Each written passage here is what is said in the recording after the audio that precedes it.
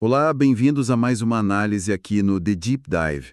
Hoje a gente vai mergulhar fundo no caderno de estudos do professor Dr. Marcelo Lessa, uma figura central, né, no projeto Alero Turbo. Isso mesmo. O material que temos em mãos é o caderno de treinamento ESPA PED 18 e o tema é gigante: Teorias do Desenvolvimento com foco total em Lev Vygotsky. Exatamente. E o nosso desafio aqui é pegar essa teoria, que, vamos combinar, pode ser bem densa, e transformar numa conversa estratégica. A meta é entender não só o que Vygotsky disse, mas como a banca FGV, que é famosa pelas suas armadilhas, vai cobrar isso na prova para a analista de pedagogia da Alero. Vamos mapear os pontos que podem, derrubar um candidato mais desatento. Perfeito. E para guiar nossa conversa, acho que a gente pode partir de uma pergunta fundamental que o material do professor Lessa parece responder. A gente se desenvolve de dentro para fora, por um processo biológico, natural, ou é a sociedade, a cultura, que constrói a gente? Vygotsky tem uma resposta bem forte para isso, né? Uma resposta que muda tudo. A ideia central que o professor Lessa martela no caderno é que o nosso pensamento, a nossa mente, não é algo que simplesmente amadurece como uma fruta. Certo. É um produto direto da nossa vida social. Para Vygotsky, a aprendizagem não fica esperando o desenvolvimento acontecer. Ela é um motor que puxa o desenvolvimento para frente. Isso já vira de cabeça para baixo muita coisa que a gente ouve por aí. E para explicar como essa construção social da mente acontece, o caderno apresenta 4 dimensões, ou planos genéticos, que Vygotsky usa para analisar o desenvolvimento. Parece complexo, mas a ideia é olhar o mesmo fenômeno por 4 lentes diferentes. Exato, e elas se sobrepõem o tempo todo. A primeira é a filogenese. Filogenese? Isso, a história da nossa espécie. Pense na evolução, nas características biológicas que a gente herdou como seres humanos. Nossa capacidade de enxergar cores, de ter um cérebro com córtex pré-frontal, é a nossa base. Ok. A segunda é a ontogênese, que é a sua história de vida, a minha, a de cada indivíduo, desde a concepção até a morte. Ok, então temos a história da espécie e a história do indivíduo. As outras 2 devem ser sobre o ambiente, imagino. Precisamente. A terceira é a sociogênese, a história da cultura onde você está inserido, a língua que a gente fala, as ferramentas que usamos, os costumes, as crenças. Certo. E por último, a microgênese, que eu acho fascinante. É a análise do aqui e agora. É dar um zoom no exato momento em que um aprendizado acontece. Sabe aquele clique? A lâmpada que acende na cabeça? Isso, quando você finalmente entende algo. Isso é a microgênese. Gostei dessa ideia de usar as 4 lentes. A gente poderia dar um exemplo prático? Como essas 4 coisas funcionam juntas agora, enquanto a gente conversa? Claro! Pense assim, sua capacidade de ouvir e processar sons é um produto da sua filogênese. A sua história pessoal de aprendizado, que te trouxe até este momento para estudar para um concurso, é a sua ontogênese. A língua portuguesa que a gente está usando com todas as regras e nuances é parte da nossa sociogênese. Certo. E o exato instante em que um conceito que estamos discutindo faz sentido para quem está nos ouvindo, essa é a microgênese. Elas operam juntas, são inseparáveis. Entendi. Fica muito mais claro assim. E um dos primeiros pontos que o material do professor Lessa destaca é que essa nossa interação com o mundo nunca é direta. Existe sempre algo no meio do caminho. É o conceito de mediação, certo? Isso é fundamental. Vygotsky diz que não agimos no mundo apenas com nossos instintos, como outros animais. Nós usamos mediadores. O caderno os divide em 2 tipos. Ok. O primeiro são os instrumentos, ferramentas físicas, externas, que usamos para agir sobre o mundo. Um martelo para pregar, um trator para arar a terra, um computador para escrever. Eles ampliam nossa força física, nossa capacidade de transformar a natureza. Ok, ferramentas externas. E o segundo tipo? São os signos. E aqui a coisa fica mais interessante. Signos são ferramentas internas, psicológicas. Eles não servem para mudar o mundo lá fora, mas para controlar e organizar nosso próprio pensamento e comportamento. Tipo o quê? Coisas como os números, diagramas, obras de arte e, acima de todos, o signo mais poderoso que a humanidade já criou, a linguagem. Então, a linguagem não é só para a gente se comunicar. Ela é uma ferramenta que a gente usa para pensar. Traça uma trajetória muito específica para a linguagem, que é ouro para provas. Ele diz que a linguagem tem 3 estágios. No início, a função é puramente social. Social. O bebê chora para comunicar fome, aponta para pedir algo, é comunicação com o outro. Depois vem aquela fase que muitos pais acham curiosa, né? A da criança que brinca falando sozinha, narrando tudo o que faz. Isso. É a segunda fase, que ele chama de fala egocêntrica. E aqui está uma das maiores pegadinhas da FGV. Ah, boa. Instintivamente, um professor ou um pai pode se preocupar, achar que a criança é solitária, que tem dificuldade de socialização, algum atraso. Por que essa interpretação estaria completamente errada na visão de Vygotsky? Imagino que seja porque, para ele, essa fala não é um sinal de isolamento, mas sim uma ferramenta em ação. Perfeito. A criança não está falando para o nada. Ela está falando para si mesma como uma forma de organizar o pensamento, de planejar os próximos passos do brincadeira, de regular a apropriação. É como pensar em voz alta, exatamente. Essa fala egocêntrica é a ponte, a transição para o terceiro estágio, a fala interiorizada. Aquele diálogo que a gente tem dentro da nossa cabeça o dia todo.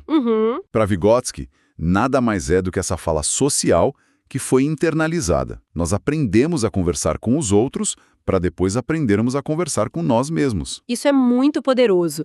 Quer dizer que a qualidade das conversas que temos com as pessoas ao nosso redor pode literalmente moldar a qualidade dos nossos próprios pensamentos. Com certeza. Se a linguagem é essa super ferramenta interna, isso deve mudar a forma como nossa mente funciona de modo geral, certo? Como Vygotsky diferencia o pensamento mais básico daquele mais complexo. Isso nos leva diretamente à distinção que o caderno faz entre 2 tipos de funções psicológicas.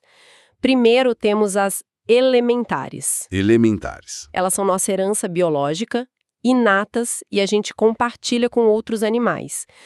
Pensa nos reflexos, na atenção involuntária que te faz virar a cabeça para um barulho alto, na memória não intencional. E, em contraste, temos as outras, as que nos tornam unicamente humanos. Exato. São as funções psicológicas superiores, ou FPS. Elas não nascem com a gente. São construídas socialmente, culturalmente e são sempre mediadas por signos. O caderno cita exemplos como memória lógica, atenção voluntária. Quando você decide focar em estudar, ignorando o celular. Isso. E o pensamento abstrato, a capacidade de pensar sobre conceitos como justiça ou liberdade. E como uma função que é social, que acontece entre as pessoas, vira algo meu, individual, dentro da minha cabeça. Essa pergunta de $1 milhão. E a resposta é um dos conceitos mais importantes de Vygotsky, que o professor Lessa destaca como certo de cair na prova. A lei da dupla formação. Lei da dupla formação? A lei diz que toda função psicológica superior aparece 2 vezes na vida da criança. Primeiro, no nível social, entre as pessoas. Ele chama isso de nível interpsíquico. Dá para dar um exemplo prático? Claro. Imagine uma criança montando um quebra-cabeça com a mãe. A mãe diz, olha, que tal a gente separar primeiro todas as peças que têm a beirada reta? A estratégia de organizar as peças acontece na interação entre a mãe e a criança. Entendi. A função de planejamento está no nível social e interpsíquico. E a segunda vez que ela aparece? É um nível individual. Dentro da criança é o nível intrapsíquico. Depois de algumas vezes, a criança, ao se deparar com o quebra-cabeça novo, vai dizer para si mesma, talvez em voz alta no início, na fala egocêntrica. Primeiro, as beiradas. Exatamente. A estratégia que era compartilhada se tornou dela. O que era social virou individual. Deixa eu ver se eu entendi. Então, Primeiro meu pai me ensina a amarrar o cadarço, guiando minhas mãos e falando os passos. Isso é o interpsíquico. Isso. Depois eu tento sozinho falando passa a orelhinha do coelho por dentro da toca, que é a falha egocêntrica ajudando. E finalmente, eu só faço, sem nem pensar. O processo virou meu, interno, intrapsíquico. É isso. É exatamente isso. E esse processo de trazer para dentro o que foi aprendido fora tem um nome. Internalização. Internalização. É a reconstrução interna de uma operação externa. E aqui, atenção máxima. A FGV ama inverter essa lógica. Uma alternativa de questão vai sugerir que a criança desenvolve algo sozinha, por maturação, e depois socializa. Para Vygotsky, como o material do professor Lessa reforça, o caminho é sempre de fora para dentro. O social precede o individual. Faz todo sentido. E essa ideia conecta a teoria diretamente com a sala de aula, com a prática pedagógica. Se o desenvolvimento vem de fora para dentro, o papel do professor e da escola se torna gigantesco. É aqui que entram as famosas zonas de desenvolvimento, o coração da teoria pedagógica de Vygotsky. Para ele, o desenvolvimento é prospectivo, ou seja, ele olha para o futuro, para o que a pessoa pode vir a ser. Certo. Isso se manifesta em 3 conceitos. O primeiro é a zona de desenvolvimento real, a ZDR. Que é o mais fácil, imagino. É o que a pessoa já sabe, o que ela consegue fazer sozinha, sem ajuda. São os conhecimentos já consolidados. O passado do desenvolvimento, por assim dizer. Perfeito. O segundo conceito é a zona de desenvolvimento potencial, a ZDPOT. É o que a pessoa consegue fazer com ajuda, com a mediação de alguém mais experiente. Um professor, um colega. Os pais. Isso, qualquer um. É o teto do que ela pode alcançar hoje se tiver o suporte certo. E entre esses 2 pontos, o que já se sabe e o que se pode saber com ajuda, existe um espaço. E esse espaço é o conceito mais famoso de todos, a Zona de Desenvolvimento Proximal, a ZDP. A ZDP? Sim. A ZDP não é um lugar físico. Essa distância, esse campo fértil entre o real e o potencial, é o espaço do quase, é onde a mágica do ensino acontece. É o conjunto de funções que ainda não amadureceram, mas que estão em processo. São os botões em flor do desenvolvimento. Isso muda completamente o papel do professor. Ele não é alguém que só entrega conteúdo que o aluno já está pronto para receber. De jeito nenhum. Ele é um agente ativo que entra nessa zona, nesse quase, e ajuda o aluno a chegar lá. Exatamente. O bom ensino, para Vygotsky, é aquele que se adianta ao desenvolvimento. Ele atua na ZDP para transformar o potencial de hoje no real de amanhã. Certo. É o oposto de outras teorias, como a de Piaget, por exemplo, que a FGV adora usar para criar questões confusas. Sim. Lembro de estudar que, para Piaget, a criança precisaria atingir um certo estágio de maturação biológica para só então conseguir aprender certos conceitos. É como se o desenvolvimento viesse primeiro. Vygotsky está dizendo o contrário. Exatamente o contrário. Ele está dizendo que a aprendizagem, quando bem feita dentro da ZDP, puxa o desenvolvimento. A interação social e o aprendizado mediado criam novas capacidades mentais que não existiriam de outra forma. A aprendizagem gera desenvolvimento. É uma inversão total da lógica. Então o professor não espera a criança ficar pronta. Não, ele a ajuda a ficar pronta. Sabe, uma coisa que me surpreendeu no material do professor Lessa foi a conexão disso tudo com algo tão simples, o brinquedo. Como o ato de brincar se encaixa nessa teoria tão complexa. De uma forma belíssima e profunda, para Vygotsky, o brinquedo cria uma zona de desenvolvimento proximal. No faz de conta, a criança age de uma forma que está acima do seu comportamento habitual. Ela se comporta como se fosse mais velha. Como assim? Pense numa criança com o cabo de vassoura entre as pernas. Ela não está agindo como uma criança que segura um pedaço de madeira. Não. Ela está agindo como um cavaleiro montado num cavalo. Ela se submete a regras imaginárias, sabe? Cavalos não voam, cavaleiros se portam de um certo jeito. Ela está separando o significado cavalo do objeto real, o cabo de vassoura. Isso é um exercício de pensamento abstrato gigantesco. Nossa, então o ato de brincar não é só uma diversão, é literalmente a criança construindo o próprio futuro. Ela está ensaiando ser quem ela ainda não é. Isso. Isso muda completamente a forma como a gente vê uma criança brincando. Muda tudo. Ela não está fugindo da realidade. Ela está elaborando a realidade de uma forma muito mais complexa. O brincar é o motor mais poderoso do desenvolvimento na idade pré-escolar, porque é a maior ZDP que a criança experimenta. Ok, acho que os conceitos principais estão se conectando. Vamos tentar fazer uma síntese, como se a gente estivesse preenchendo os flash memos do caderno do professor Lessa, para garantir que os pontos-chave para a prova ficaram claros. Vamos lá. Se eu te perguntasse, com base em tudo isso, o conhecimento é construído onde? Primordialmente nas interações sociais. Ele nasce no coletivo para depois se tornar individual. Certo. E a ZDP, de forma bem direta, o que é? É a distância entre o que a pessoa faz sozinha e o que ela pode fazer com ajuda. É o alvo de toda boa prática pedagógica. Nesse cenário, qual o papel do professor? Ele é só um facilitador que observa de longe? De jeito nenhum. Ele é um mediador e um interventor ativo. Ele provoca, questiona, dá pistas e atua diretamente na ZDP. Não é uma postura passiva. Ficou claro também que, na balança entre o biológico e o social, Vygotsky pende muito mais para um lado. Sem dúvida. O biológico é a base, a condição necessária, mas não é suficiente. O que nos torna humanos, com nossas funções psicológicas superiores, é a nossa imersão na cultura, no social. E sobre pensamento e linguagem?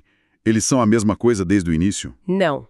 O caderno destaca que eles têm raízes genéticas diferentes. Existe uma fase pré-verbal do pensamento e uma fase pré-intelectual da fala. Mas por volta dos 2 anos de idade, essas duas linhas se cruzam. A criança descobre que tudo tem um nome e, a partir daí, pensamento e linguagem se unem e se desenvolvem juntos, um impulsionando o outro. Por fim, qual é a importância da escola nesse processo todo? Para Vygotsky, a escola é fundamental. Ela não é só um lugar de socialização. É o ambiente privilegiado onde a criança tem acesso aos conceitos científicos que são organizados, sistematizados. Certo. Esses conceitos científicos interagem com os conceitos cotidianos que a criança aprende na vida e os elevam a um novo patamar de complexidade e consciência.